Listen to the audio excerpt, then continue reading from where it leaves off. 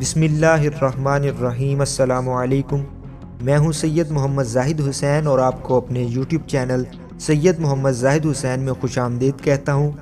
Video شروع کرنے سے پہلے اگر آپ نے ہمارا یوٹیوب چینل سبسکرائب نہیں کیا تو اسے سبسکرائب کر لیجئے اور ساتھ لگے بیل کے آئیکن کو لازمی کلک کریں تاکہ ہماری ہر آنے والی ویڈیو آپ تک جلد پہنچ سکے۔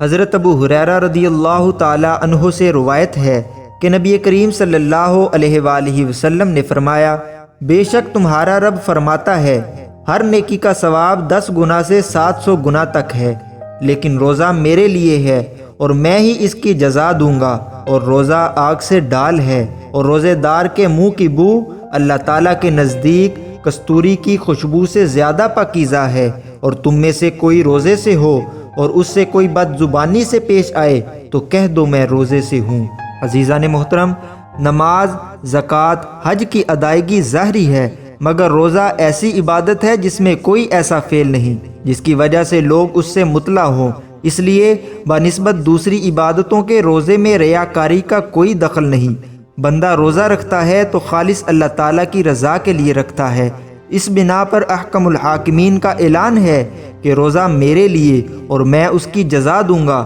دنیا کے بادشاہ جب کسی کو کچھ دیتے ہیں تو اپنی شان و حیثیت کے مطابق دیتے ہیں، اور دنیا کے بادشاہوں کا خالق جب کسی کو انعامات سے نوازتا ہے تو اس کی عنایات کا کون اندازہ لگا سکتا ہے۔ اور ساتھ ہی فرمان جاری ہوا کہ روزے کے سوا ہر نیکی کا ثواب و اجر 10 گنا سے لے کر 700 گنا تک ہے، مگر روزہ میرے لیے اور میں ہی اس کی جزا اپنی شان کے مطابق دوں گا۔